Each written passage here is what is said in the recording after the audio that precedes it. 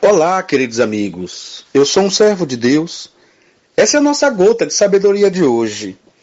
Quantas pessoas num mundo tão cheio de tecnologia, num mundo que ultrapassa os 7 bilhões e meio de pessoas, num mundo onde nós temos várias e várias redes sociais que as pessoas se aproximam, centenas, pessoas que têm milhares de acompanhantes nas redes sociais. E percebemos que esse tem sido um tempo de solidão. Esse tem sido um tempo onde as pessoas demonstram no seu olhar uma solidão no olhar. Pessoas que nas grandes metrópoles, ou até em cidades menores, as pessoas andam com pressa.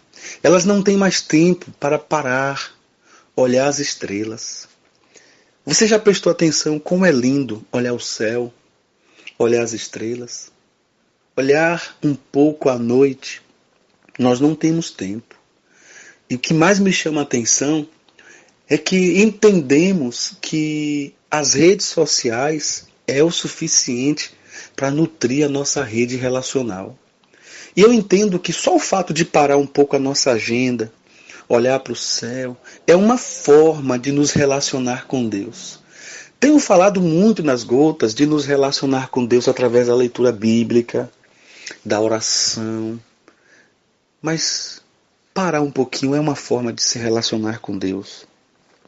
Chegar diante de um mar, sentado numa areia, e vislumbrar um cenário perfeito de um mar criado pelas mãos de Deus. Parar diante de pássaros que pousam, que cantam, pássaros que na linguagem deles glorificam a Deus. Parar diante de um hospital, visitar alguém que talvez não tenha ninguém lhe dando assistência, é uma forma de visitar a Deus. Eu quero dizer que nós vivemos uma época de um esfriamento, de um isolamento existencial. Eu diria que vivemos uma época de uma solidão profunda. E a solidão no tempo presente é algo tão visível que as pessoas precisam preencher a agenda para não ficar sozinhas. As pessoas precisam, de alguma forma, ter grandes grupos e grandes guetos porque elas não gostam, de forma nenhuma, de sentir-se sozinho. Então, enfrentar a solidão é enfrentar a si mesmo. Enfrentar a solidão é enfrentar o medo do futuro. É enfrentar as dificuldades ideológicas, os embates ideológicos. Muitas pessoas vão se isolando porque não conseguem admitir que o outro pensa diferente. Não consegue admitir que o outro tem a sua verdade. Não consegue admitir que até no fator religião, que o que Cristo mais preservou foi a individualidade do ser humano. Ele diz, olha, vocês podem fazer o que quiser, agora eu estou propondo a vocês aqui dois caminhos, escolham. Cristo, a maneira mais sábia de apresentar o Evangelho foi a de Cristo. Porque ele disse, eu sou o caminho, eu sou a verdade, eu sou a vida, este é o caminho, por ele andai. Agora, eu não vou forçar você a andar. E uma das causas que eu percebo que tem gerado muita solidão nas pessoas é a decepção que elas têm tido umas com as outras. Você já se sentiu sozinho? Você tem vivido dias de solidão? Segundo Aurélio, um dicionário, solidão é um estado do que se encontra ou vive só. É um isolamento. É uma situação, é uma sensação de isolamento mesmo presente numa comunidade. E nós vamos perceber que a Bíblia narra muitos personagens que viveram essa solidão. Nós temos Davi, Elias, nós temos Jó, que perdeu tudo e teve grande sensação de solidão. Nós temos o caso do próprio Jesus, que no Getsêmani ele se sentiu só. A cruz do Calvário afastou as pessoas. A única pessoa que foi atraída voluntariamente para a cruz foi Jesus. Então ele ficou só. E ele disse, Deus meu, por que me desamparaste? Ele estava só.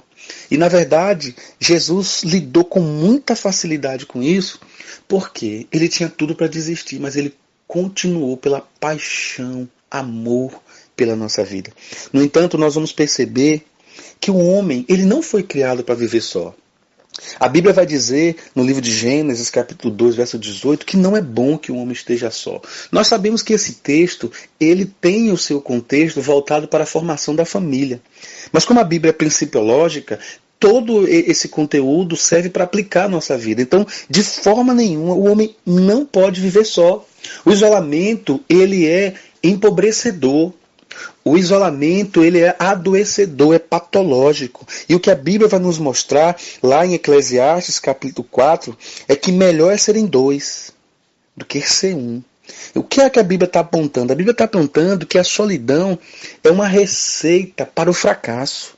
A solidão é uma receita para o isolamento, para a depressão. A solidão é uma receita que não falha para uma frustração logo, logo na vida da pessoa.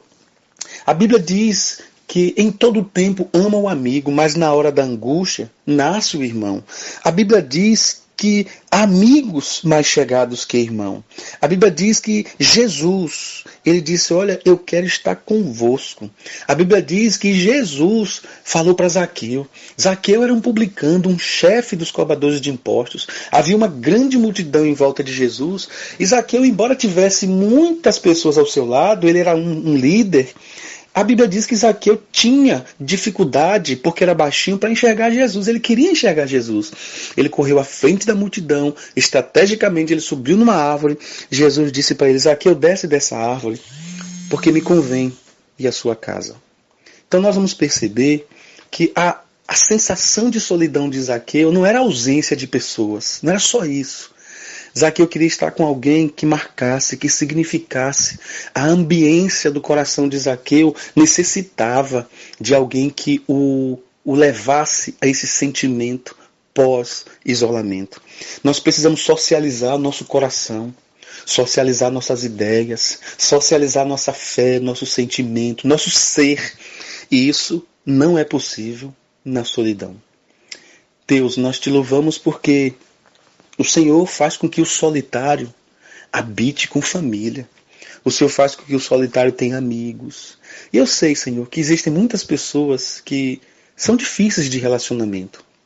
Mas, Pai, eu também não sou em algumas áreas da minha vida. Então eu preciso aprender também a tolerar o diferente, o outro. Eu preciso também a suportar com amor aquele que pensa diferente de mim, aquele até que tem um coração que não é muito o que eu gosto. Mas eu preciso entender que nós somos diferentes e o Senhor nos completa. Te agradeço por isso, meu Pai. Em nome de Jesus. Amém.